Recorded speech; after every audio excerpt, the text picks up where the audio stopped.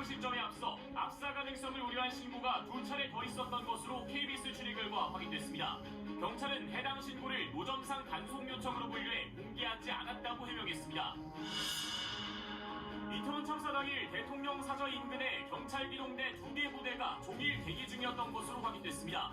사저가 있는 서초구에서 당일 신고된 집회 일정은 한 건도 없었습니다. 윤희금 경찰청장이 이번 참사 관련 첫 보고를 받은 시점이 윤석열 대통령이 관련 지시를 내린 이후인 것으로 드러났습니다. 뒤죽박죽인 보고 체계가 참사를 키웠다는 지적이 나옵니다. 북한이 화성 17형으로 추정되는 대륙간 탄도미사일 ICBM을 5달 만에 발사하며 도발 수위를 높였습니다. 잇따른 북한의 도발에 한미 공군은 내일까지 예정됐던 한미연합 공중훈련 기간을 연장하기로 했습니다. KBS가 북한의 함흥 고체 연료 생산단지의 위성 사진을 촬영해 분석한 결과 지난 3월 이후 건물 5동이 새로 지어진 것으로 확인됐습니다. 고체 연료 기반의 ICBM 개발 시기가 앞당겨질 수 있다는 분석이 나옵니다. 단독 보도합니다.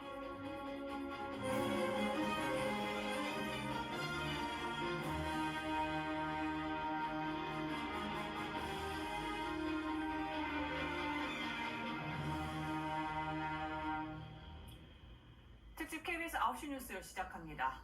그날 밤 150명 넘는 생명을 살릴 수 있는 기회가 여러 차례 있었습니다. 예타는 구조 신호를 왜 무심히 지나쳤는지, 1분 1초가 다급했던 골든타임은 왜 놓쳤는지 질문하고 또 점검할 수밖에 없습니다. 이번 참사의 위험 신호를 미리 알아차리지도 또 경고하지도 못한 언론 역시 책임에서 자유롭지 않습니다. 특히 재난방송 주간방송사인 KBS는 더 큰 책임감을 느낍니다. 제 역할에 충실했는지 깊이 반성하겠습니다. 네, 오늘 첫 소식입니다. 이틀 전 공개된 112 녹취록을 보면 참사 4시간 전부터 위급하다는 신고가 잇따랐습니다. 그런데 KBS가 취재해보니 압사를 언급하며 인명피해가 클 거라는 신고들이 더 일찍부터 있었습니다. 문예슬 기자가 보도합니다. 경찰이 당초 공개한 참사 관련 최초 신고 시점은 저녁 6시 34분이었습니다. 신고자는 압사당할 것 같다. 인파 너무 많은데 통제 좀 해주셔야 될 것 같다라고 말합니다. 압사를 언급한 첫 사례로 알려져 왔습니다. 하지만 그 이전에도 압사를 명확하게 거론하는 112 신고가 있었던 사실이 KBS 취재로 확인됐습니다. 여기요, 저기 이태원 거리인데 불법으로 노정하는 사람들 때문에 엄청 지금 사람들이 압사당하고 있어요. 이거 와줘보세요. 이거 와이키키 앞이에요. 이태원 와이키키요? 예, 여기 와이키키 앞인데. 신고자가 말한 위치는 참사가 발생한 바로 그 골목입니다. 경찰이 오지 않자 10분쯤 뒤 다시 신고합니다.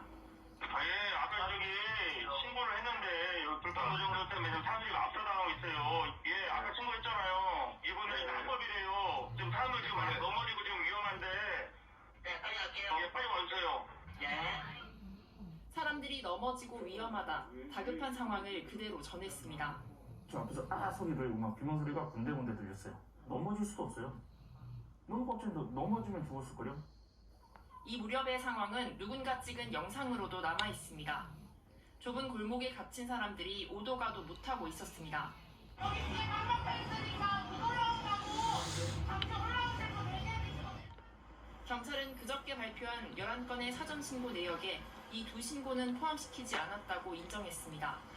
신고자가 노점상 문제를 언급해 노점상 단속 요청으로 분류했고 참사와는 직접 관련 없는 신고로 판단했다고 설명했습니다.